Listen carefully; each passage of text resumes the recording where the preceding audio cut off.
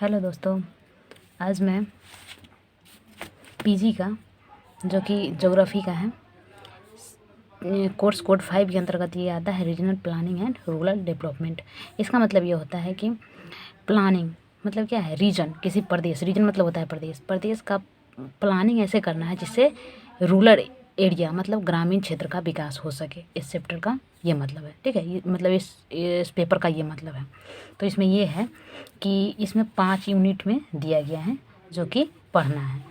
तो इसमें ये सबसे फर्स्ट यूनिट है जिसमें दिया गया है ये कि रीजनल प्लानिंग, ठीक है, प्रादेशिक नियोजन, इसकी कॉन्सेप्ट, मेरिट, लिमिटेशन, इम्पोर्टेंस, मतलब प्रादेशिक नियोजन की अवधारणा, गुण, पहुंच और महत्व, ये सभी को इस टॉपिक में देखना है। उसके बाद क्या है, प्लानिंग प्रोसेस, प्लानिंग का प्रोसेस क्या होना चाहिए, सेक्टरल होना चाहिए, टेम्पोरल, ठीक है, मतलब प्रोसेस का तरीका क्या होना चाहिए, सेक्टरल, टेम्पोरल एंड स्पेटल, डायमेंशनल, मतलब क्या कि इसका होता है सेक्टरल,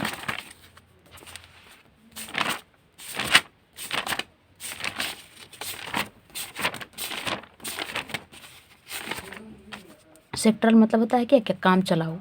सेक्टरल जो ये है हमारा सेक्टरल, सेक्टरल का मतलब होता है काम चलाओ। मतलब कोई भी प्रदेश को हम बांट रहे हैं तो कैसे बांटेंगे, मतलब उसका विकास करने के लिए कोई प्लानिंग करेंगे तो कैसे करेंगे, तो काम चलाओ कोई प्लानिंग होता है, कोई होता है क्या समय से संबंधित प्लानिंग मतलब टेम्पोरल, ठीक ना। तब बहुत सारा प्लानिंग करके मतलब बहुत सारे तरीकों को अपना कर क्या किया जाता है, प्लानिंग का प्रोसेस होता है, तब किसी क्षेत्र का प्लानिंग किया जाता है। तो इसमें इस टॉपिक में ये सारी चीज़ें देखना है। और उसके है कॉन्सेप्ट ऑफ प्लानिंग, ठीक है ना, प्लानिंग की अवधारणा क्या है, ठीक है। तो उसके बाद regional and method, reason and method for delineation of regions, types of planning, मतलब क्या नियोजित प्रदेश की अवधारणा, ठीक है ना, इसकी विधि का निर्धारण करे एवं प्रकार बतावे, मतलब है कि इसमें नियोजित प्रदेश की अब मतलब क्या है, उसके प्रकार क्या है, नियोजित प्रदेश के प्रकार क्या है, ठीक ना, ये सब इसमें देखना है। उसके बाद दूसरा यूनिट में आता है स्पेशल पर्पस प्लानिंग, ठीक है। तो स्पेशल पर्पस प्लानिंग में आता है रीजन इन हिंदी, भारत में विशेष प्रयोजन क्षेत्र। इसका मतलब ये होता है कि इसमें क्या है कि स्पेशल पर्पस प्लानिंग है, जैसे कि भारत में बहुत सारे ऐसे क्षेत्र हैं जहाँ पर स्पेशल प्लानिंग की ज़रूरत होती है, जैसे रिवर वैली रीजन, मतलब इस टॉपिक का ये सारा मतलब है, इस इतना चीज़ है इस टॉपिक के अंतर्गत पढ़ना है। जैसे स्पेशल पर्पस प्लानिंग रीजन, ठीक ना, इन इंडिया, मतलब उसका ये हुआ कि भारत में विशेष प्रयोजन क्षेत्र तो कौन कौन है, तो जैसे रिवर वैली रीजन है, नदी घाटी क्षेत्र, ठीक है, मेट्रोपॉलिटन रीजन मतलब महानगरीय क्षेत्र है। उसके बाद प्रॉब्लम रीजन, समस्यात्मक क्षेत्र, ठीक है, तो जिसमें कौन कौन आता है, hilly region, travel region, food, flood मतलब flood and drought prone region, मतलब क्या है, समस्यात्मक क्षेत्र बहुत सारे हैं, जैसे पहाड़ी क्षेत्र हुआ, आदिवासी क्षेत्र हुआ, बाढ़ हुआ, सूखा हुआ, ये सभी जगहों पे मतलब इन सारे समस्यात्मक क्षेत्रों पे मतलब समस्यात्मक क्षेत्रों में कैसे नियोजन करेंगे कि उस क्षेत्र का विकास हो, ये सभी चीज़ें यूनिट 2 में पढ़नी है। यूनिट 1 में सिर्फ प्रादेशिक नियोजन है क्या, ठीक ना, उसको कैसे किया जाता है, उसके विधि क्या है, ये सारी चीज़ें देखना है। और दूसरा का यूनिट में ये देखना है कि आखिर समस्यात्मक क्षेत्र है भारत में, उसका नियोजन कैसे करना है। और तीसरा का यूनिट में ये है कि विकास के संकेतक, ठीक है, इसमें आखिर हम विकास जो किए, जैसे कि हम जहाँ पे जिस क्षेत्र को मानकर हम लोग क्या किए, नियोजन किए, उसका विकास हुआ कि नहीं, जैसे हम लोग क्या किए, इंडिकेटर ऑफ डेवलपमेंट, मतलब हम लोग जिसके लिए विकास किए वो विकास हुआ कि नहीं, ठीक है, जैसे हुआ एजुकेशन, सैनिटरी कंडीशन, ठीक है, जैसे क्या विकास के संकेतक, ये सब में विकास हुआ कि नहीं।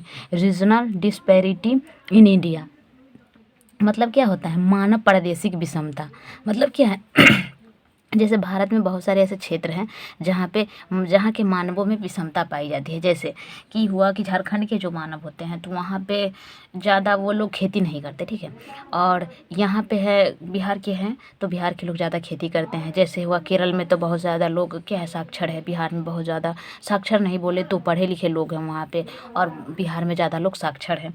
तो ये हो गया क्या, मानव प्रादेशिक विषमता, मतलब मानव के आधार पर डिस्पैरिटी। उसका need for regional planning in India, Bharat में क्या आवश्यकता है प्रादेशिक नियोजन की। मतलब ये है कि भारत में प्रादेशिक नियोजन की क्यों आवश्यकता है, ठीक है। इसकी आवश्यकता नीड मतलब क्या आवश्यकता है, तो इसकी बहुत आवश्यकता है, क्योंकि भारत विविधताओं का देश है।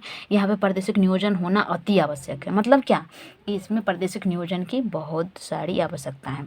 Regional development in India problem and process, मतलब भारत में प्रादेशिक विकास में क्या परेशानी है। मतलब क्या है कि भारत के प्रादेशिक विकास करने में क्या परेशानी है, इस चीज़ को इसमें देखना है, इस जो पॉइंट है इसमें। और उसके बाद इसमें हो गया कि फर्स्ट यूनिट में हम लोग देख लिए कि प्रादेशिक नियोजन क्या है, उसकी बहुत सारे गुण अवधारणा ये सभी प्रकार, ठीक है। उसके बाद प्रादेशिक नियोजन की जो विधि होती है, उसके प्रकार होते हैं, नियोजन की जो प्रोसेस होते हैं वो सभी हो गया। यूनिट 1 में ये सब पढ़ना है। यूनिट 2 में है विशिष्ट योजनाएं। तो विशिष्ट योजनाएं में कौन कौन सी विशिष्ट, मतलब कि भारत में बहुत सारे विशेष परियोजना क्षेत्र है, उसमें कैसे विशिष्ट योजनाएं बना के उसका विकास किया जा सकता है। जैसे नदी, घाटी, महासागर ये हुआ, पहाड़ी हुआ, आदिवासी हुआ, ये सभी हो गया। और थर्ड यूनिट में है क्या, विकास के संकेतक, मतलब विकास कहाँ कहाँ हुआ, किस क्षेत्र को हम मानकर नियोजन किए थे वहाँ विकास हुआ कि नहीं, ठीक है। उसके बाद फोर्थ यूनिट में आता है concept of multi level planning. मतलब क्या है, बहुस्तरीय नियोजन की अवधारणा। मतलब कि भारत में ये इसमें आ जाएगा पंचायती राज वाला जो भूमिका है, इसी में आ जाएगा concept of multi level planning.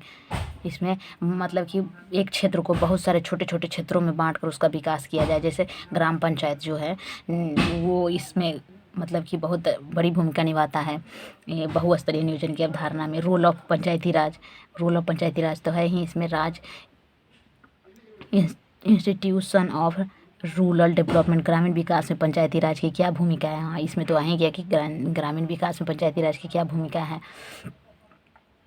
डिफिनिंग development and rural development, Gandhi approach. मतलब इसमें ये है कि विकास एवं ग्रामीण विकास को परिभाषित करें।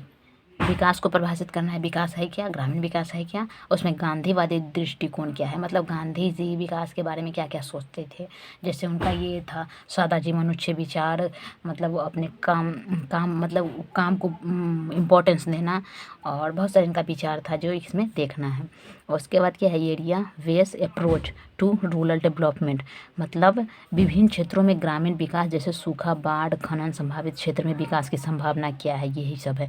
जिसमें फ्लड प्रोन एरिया, ठीक ना, इसमें कैसे विकास करना है, जिसका इस वाले पॉइंट का ये मतलब हुआ। ऐसे इतनी चीज़ें इसमें पढ़नी है। विभिन्न क्षेत्रों में ग्रामीण विकास, जैसे विभिन्न क्षेत्रों में जैसे क्या है, सूखा क्षेत्र है, बाढ़ क्षेत्र है, खनन क्षेत्र है, इस सब में विकास की क्या क्या संभावना है कि उस क्षेत्र में, मतलब प्रादेशिक नियोजन का यही अर्थ होता है कि उस क्षेत्र में जाएं और उस क्षेत्र की समस्याओं को समझे, वहाँ के स्थानीय संसाधन के आधार पर उसका विकास करें। तो जैसे सूखा क्षेत्र में क्या स्थानीय संसाधन हो सकता है, बाढ़ में कौन से वहाँ के उपलब्ध संसाधन के आधार पर उसका विकास किया, खनन वाला क्षेत्र में कैसे किया जा सकता है, सबको इसमें देखना है एरिया बेस्ड अप्रोच में। उसके बाद फ्लड प्रोन एरिया, ठीक है, ये भी इसी में आ जाता है।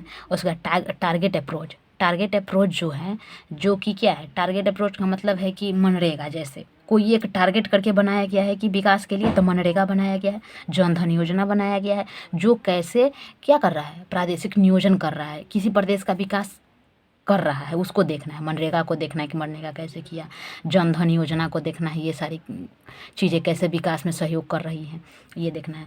Provision of service, physical and sectoral economic associates to access to elementary education and primary health care and micro health care. मतलब क्या है, एजुकेशन क्या है, एजुकेशन को देखना है कि एजुकेशन का विकास किए, उसका हुआ कि नहीं, उसके लिए क्या क्या योजनाएं चलाई गई हैं, प्राइमरी हेल्थ केयर में क्या क्या योजनाएं चलाई गई हैं, ये सारी चीज़ें इसमें देखना था।